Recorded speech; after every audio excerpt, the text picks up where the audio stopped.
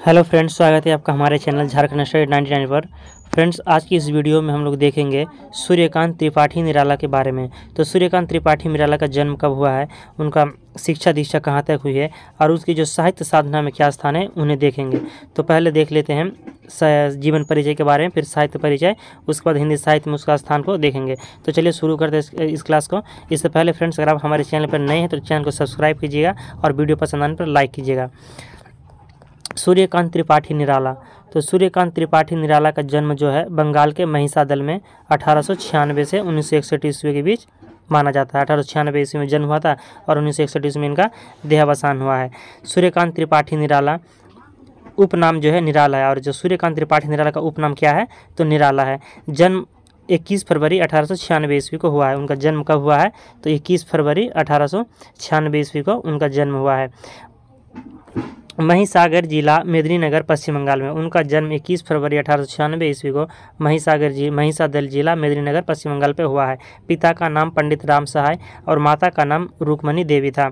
पत्नी का नाम मनोहरा देवी। इनकी प्रमुख रचनाएं की बात करें तो गीतिका, तुलसीदास, राम की शक्ति पूजा, सरोज स्मृति, ये इनकी प्रमुख रचनाएं हैं। पेशा आर्मी और ऑफिसर। सूर्यकांत त्रिपाठी निराला जी जो है आर्मी के ऑफिसर थे। उनके एक बच्चे एक पुत्री थे, यानी बच्चे में एक पुत्री थे। भाषा की बात करें तो हिंदी, बंगला, अंग्रेजी और संस्कृत में वे रचनाएं करते थे और इनके जानकार थे। किस किस भाषा के जानकार थे? हिंदी, बांग्ला, अंग्रेजी और संस्कृत। निदान की बात करें तो 15 अक्टूबर 1961 ईस्वी में प्रयागराज उत्तर प्रदेश में इनका जो है फ्रेंड्स देहावसान हो गया है 15 अक्टूबर 1961 को। इसलिए यहाँ पर आप देख सकते हैं कि बंगाल के महिसादल में 1896 से 1961 ईस्वी तक इनका जो कार्यकाल बताया गया है। तो आपको दिन भी याद रखना है, 15 अक्टूबर 1961 ईस्वी में प्रयागराज उत्तर प्रदेश में। सूर्यकांत त्रिपाठी निराला का जन्म फ्रेंड्स, उसका जो निराला है उपनाम है, आपको याद रखना है। तो उसका नाम था सूर्यकांत त्रिपाठी और निराला उपनाम। तो निराला का जन्म बसंत पंचमी रविवार 21 फरवरी 1896 के दिन हुआ था। अपना जन्मदिन बसंत पंचमी को ही मानते थे, और वो जो अपना जन्मदिन है बसंत पंचमी को ही मानते थे। उनकी एक कहानी संग्रह लिली 21 फरवरी 1899 जन्म तिथि पर ही प्रकाशित हुई। तो यहाँ पर इंपॉर्टेंट सवाल बन रहा है कि जो लिली जो कहानी संग्रह कब प्रकाशित हुई है तो 21 फरवरी 1899 जन्म तिथि पर ही, क्योंकि 21 फरवरी पर जन्म हुआ और 21 फरवरी को यह कहानी संग्रह प्रकाशित करा है। तो इनका हो जाएगा 21 फरवरी 1899 को कहानी संग्रह प्रकाशित हुआ है। उस कहानी संग्रह का नाम है लिली। रविवार को इनका जन्म हुआ था, इसलिए वह सूर्य कुमार के नाम से जाने जाते थे। उनके पिताजी का नाम पंडित राम सहाय था। वह सिपाही की नौकरी करते थे, और उनके पिताजी का नाम क्या था तो पंडित राम सहाय, और वह सिपाही की नौकरी करते थे। उनकी माता का नाम रुक्मणी था। जब निराला जी 3 साल के थे तब उनकी माता की मृत्यु हो गई थी। उसके बाद उनके पिता ने उनकी देखभाल की, और 3 साल की उम्र में जो है उनकी माता की मृत्यु हो जाती है और उनके पिता उनकी देखभाल करते हैं।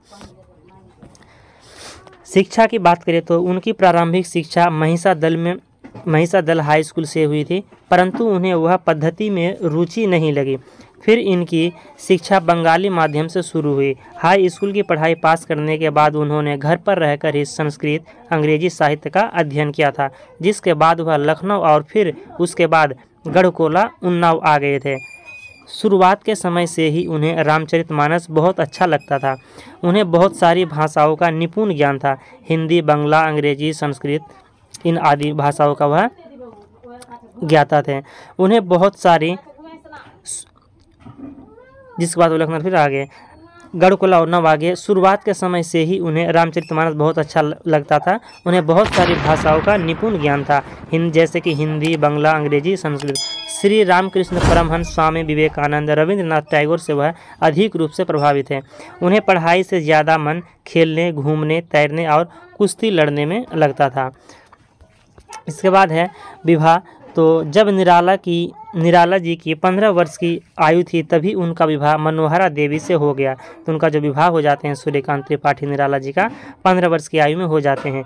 मनोरमा देवी रायबरेली जिले के डायमंड के पंडित रामदयाल की पुत्री थी, और जो उनका विवाह मनोहरा देवी से हो गया था तो मनोहरा देवी जो है रायबरेली जिले के डायमंड के पंडित रामदयाल की पुत्री थी। वह बहुत ही शिक्षित थी और उन्होंने संगीत का अभ्यास भी किया था। फिर उन्होंने हिंदी सीखी। इसके पश्चात बंगाल साल के बजाय हिंदी में कविता लिखना शुरू किया, परंतु 20 वर्ष की आयु में ही उनकी पत्नी की मृत्यु हो गई थी। उनके पुत्री जो विधवा थी फिर उसकी भी मृत्यु हो गई थी। तो बहुत ही कष्टनीय रहा उनका कार्यकाल जो है कि परंतु 20 वर्ष की आयु में उनकी पत्नी की मृत्यु हो जाती है, फिर उनके पुत्री जो विधवा थी उसकी भी मृत्यु हो गई थी। पारिवारिक विपत्तियां उनके जीवन में 16 से 17 वर्ष की उम्र से ही विपत्तियां आनी शुरू हो गई थी।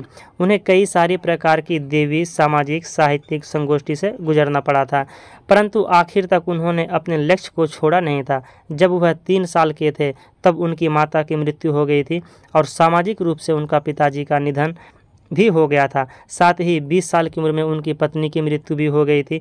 पहले महायुद्ध के बाद जो महामारी फैली थी उनमें उनकी पत्नी के साथ चाचा भाई भाभी की भी मृत्यु हो गई थी।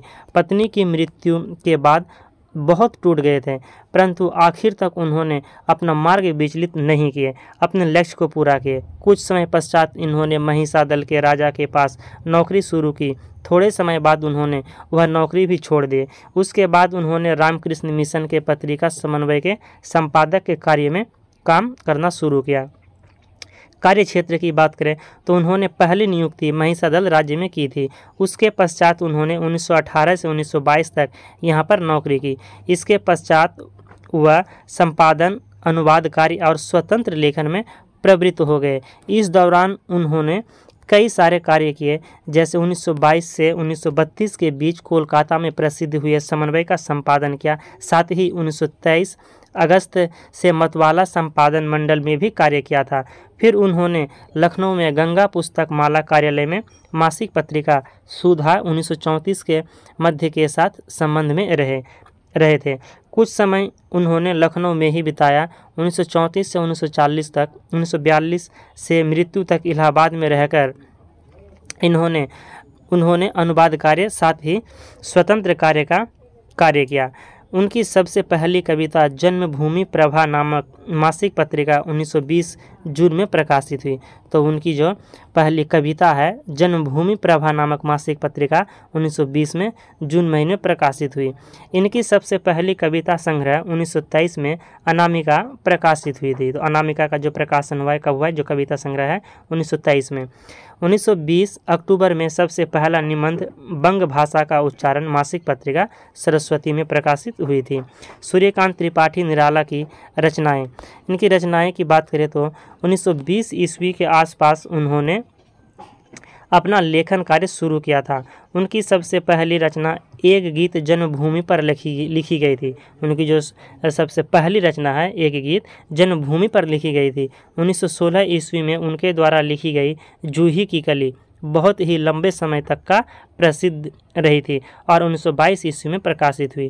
तो जो 1916 ईस्वी में उनके द्वारा लिखी गई थी जूही की कली 1916 में लिखी गई थी, लेकिन बहुत ही लंबे समय तक का प्रसिद्ध रही और 1922 ईस्वी में प्रकाशित हुई थी। तो जूही की कली का जो प्रकाशन हो जाएगा 1922 ईस्वी में, लेकिन कब लिखा था तो 1916 ईस्वी में। काव्य संग्रह की बात करें तो अनामिका 1923, परिमल 1930 और गीतिका जो है 1936। अनामिका द्वितीय और फिर इसके बाद है अनामिका द्वितीय है। इसके बाद तुलसीदास का 1939 जो काव्य संग्रह प्रकाशन हुआ है, कुकुर मुत्ता 1942। इसके बाद है अनामिका 1943। यहाँ पर अनीमा है फ्रेंड्स, यहाँ पर ध्यान दीजिएगा, यहाँ पर अनीमा है, अनामिका ने अनीमा जो है 1943। बेला 1946 और नए पत्ते ये भी 1946। अर्चना 1950 आदि इनकी रचनाएँ हैं। इसके बाद उपन्यास की बात करें तो उपन्यास में अप्सरा 1931 ईस्वी में प्रकाशन हुआ है। अलका 1933 ईस्वी, प्रभावती 1936, निरुपमा 1936, कुल्ली भाट 1938 से 1939 में प्रकाशन, बिल्ले सूर बकरिया 1942 और चीटी की पकड़ 1946 ईस्वी, काले कारनामे 1950 ईस्वी और चमेली इंदुलेखा ये इनकी उपन्यास है। कहानी संग्रह की बात करें तो कहानी संग्रह है लिली 1934, सखी 1935, सुकुल की बीबी 1941 और चतुरी चमार 1945 और देवी 1948 ये इनकी कहानी संग्रह है। निबंध की बात करें तो रविंद्र कविता कानन ये 1929 में प्रकाशन इनके निबंध है। प्रबंध पद्म, प्रबंध प्रतिमा, इसके बाद है चाबुक, चयन 1957 और संग्रह 1963, ये इनकी निबंध संग्रह है। कहानी संग्रह है लिली जो 1934 ईस्वी में प्रकाशन हुआ है, सखी 1935 ईस्वी में प्रकाशन, सकुल की भी 1941 कहानी संग्रह, और चतुरी चमार 1945 और देवी 1948 ईस्वी इनकी कहानी संग्रह है। सूर्यकांत त्रिपाठी निराला की भाषा शैली, जो शैली मनुष्य का स्वरूप है वह उसके आंतरिक भावों का प्रतिरूप है, ढांचा है, नमूना है। महाप्राण निराला की शैली के कई रूप हैं। इनकी शैलियों को प्रमुख रूप से 5 भागों में विभक्त किया गया है। और जो सूर्यकांत त्रिपाठी निराला है, इनकी जो शैली है, लेखन शैली, भाषा शैली, इन्हें 5 भागों में विभक्त किया गया है। समास, सरल, सुबोध एवं सौष्ठव और व्यंग्य। तो आप देख सकते हैं, तो समास में हो गया प्रधान शैली, सरल में व्यवहारिक शैली, और सुबोध एवं सौष्ठव में प्रधान शैली, व्यंग्य में ये भी प्रधान शैली है। अलंकृत शैली की बात करें तो हिंदी साहित्य में स्थान, निराला जी का हिंदी साहित्य में बहुत ही गौरवपूर्ण स्थान है। साहित्य जगत में मुक्त छंद के प्रणेता वह है। जीवन साहित्य समाज के सर्वत्र नवीनता, छायावादी, प्रगतिवादी, दार्शनिक और द्वितीय प्रतिभा के महान कवि हैं। निराला जी ने छंद, भाषा और भाव ऐसी अन्य प्रकार की नवीनता प्रदान की है। उनके अंदर तत्व ज्ञान, रहस्यवादी, सामाजिक चेतना का विद्यमान पूर्ण रूप से भरा हुआ था। प्रकाशित कृतियाँ की बात करें तो सन 1916 ईस्वी में जूही की कली हिंदी में बहुत प्रकाशित हुई थी। तो जो जूही की कली का प्रकाशन है 1916 ईस्वी में है। जूही की कली का प्रकाशन कब हुआ है? तो 1916 ईस्वी में। कविता संग्रह इनके यहाँ पर कविता संग्रह दिया हुआ है। अनामिका है, परिमल, गीतिका, द्वितीय अनामिका, कुकुरमुत्ता, इसके बाद बेला, अर्चना, गीतकुंज, अपरा, ये सारे इनके नए पत्ते, आराधना, ये इनके जो है कविता संग्रह है। लंबी रचनाएं में बात करें तो राम की शक्ति पूजा, सरोज स्मृति, बादल राग, तुलसीदास, ये इनकी कई सारे रचनाएं हैं। तो आप देख सकते हैं यहाँ पर बहुत सारी रचनाएं हैं, आप वीडियो को रोक करके देख सकते हैं।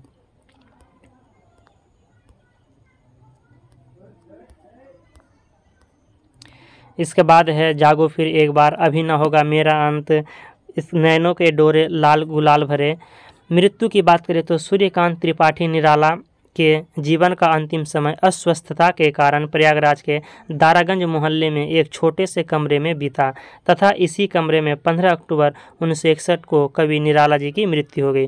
तो कवि निराला जी की मृत्यु कब हुई है? 15 अक्टूबर 1961 ईस्वी को मृत्यु हो गई है। अब है हमारा फ्रेंड्स वस्तुनिष्ठ प्रश्नोत्तर। तो सूर्यकांत त्रिपाठी निराला जी से संबंधित जितने भी ऑब्जेक्टिव क्वेश्चन है यानी वस्तुनिष्ठ प्रश्नोत्तर है जो एग्जाम पर इसी आधार पर पूछे जाएंगे, इन सारे सवालों को देख लेते हैं। हमारा पहला सवाल है निराला जी का जन्म कब हुआ था? तो निराला जी यानी सूर्यकांत त्रिपाठी निराला, तो निराला जी का जन्म बसंत पंचमी के दिन सन 1896 ईस्वी में हुआ है, बंगाल के महिसादल में हुआ है। ये आंसर हो जाएगा option number B right answer कि सूर्यकांत त्रिपाठी निराला का जन्म महिसादल, बंगाल के महिसादल के मेदिनीपुर जिले पे हुआ है। अगला सवाल है निराला जी की नियमित शिक्षा कहाँ तक हुई है? तो निराला जी की जो नियमित शिक्षा हुई है 9वीं तक हुई है। आजीविका चलाने के लिए निराला जी के पास केवल क्या था? तो आजीविका चलाने के लिए निराला जी के पास केवल साहित्य साधना था। Option number B right answer हो जाएगा साहित्य साधना। निराला जी तोड़ती पत्थर के माध्यम से कहाँ से निकालने के लिए कटिबद्ध है? निराला जी की जो कविता है तोड़ती पत्थर, तो वह तोड़ती पत्थर के माध्यम से कहाँ से निकलने के लिए कटिबद्ध है? तो भारत की सांस्कृतिक और सामाजिक जो गर्त है इससे निकलने के लिए कटिबद्ध है। निराला जी ने किस माध्यम से जनजीवन को ग्रहण किया है? तो संवेदना और अनुभव के माध्यम से जनजीवन को ग्रहण किया है। निराला जी की काव्य कल्पना कहाँ से बधी हुई है? तो निराला जी की जो काव्य कल्पना है पृथ्वी की दृढ़ आकर्षण शक्ति से बंधी हुई है। Option number D right answer हो जाएगा। निराला जी के लिए फूल का खिलना किसकी परिणति है?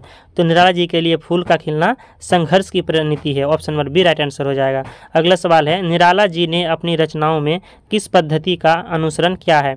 तो प्रगीत या प्रगति पद्धति का अनुसरण किया है। निराला जी अपनी रचनाओं में प्रगति पद्धति का अनुसरण किया है। निराला जी को छंद के बंधन अरुचिकर हैं। निराला जी की जो छंद के बंधन है अरुचिकर हैं, उसी प्रकार जिस प्रकार धार्मिक अरुचिकर हैं। निराला जी में लाक्षणिक वैलक्षण की प्रवृत्ति उतनी नहीं पाई जाती है जितनी प्रसाद और पंत में पाई जाती है। तो क्या कवि हो जाएंगे? प्रसाद और पंत में जितनी नहीं पाई जाती है। सवाल यहाँ पर एक बार और देख लेते हैं फ्रेंड्स कि निराला जी में लाक्षणिक वैलक्षण की प्रवृत्ति उतनी नहीं पाई जाती जितनी प्रसाद और पंत में पाई जाती है। तो किससे तुलना किया गया है? प्रसाद और पंत से। निराला जी में कौन सी प्रतिभा थी? तो बहुवस्तु स्पर्शिनी, बहुवस्तु स्पर्शिनी निराला जी में प्रतिभा थी। निराला जी की रचनाओं में कोई चरण बहुत लंबा, कोई बहुत छोटा, कोई मंझेला देखकर लोग क्या कहते थे? तो रबर छाँव के चुआछंद कहते थे। Option number A right answer हो जाएगा। निराला जी ने अपनी कविताओं में बेमेल चरणों की आजमाइश इन्होंने सबसे अधिक किया है। तो विलक्षण, विलक्षण का आजमाइश जो है सबसे अधिक किया है। निराला जी समाज में प्रचलित ढोंग का बड़ा चुभता दृश्य कहाँ देखा? तो गोमती नदी के किनारे, गोमती के किनारे निराला जी समाज में प्रचलित ढोंग का बड़ा चुभता दृश्य देखा था, गोमती नदी के किनारे। रहस्यवाद से संबंध रखने वाली निराला जी की रचनाएं किस रंग रूप लेकर चलती है? तो आध्यात्मिकता आंसर हो जाएगा। आध्यात्मिकता का रंग रूप लेकर चलती है रहस्यवाद के संबंध में निराला जी की रचनाएं। निराला जी की रचनाओं में कौन सी भाषा पाई गई? तो बोलचाल की भाषा। निराला जी की जो रचना है उसमें बोलचाल की भाषा पाई गई है।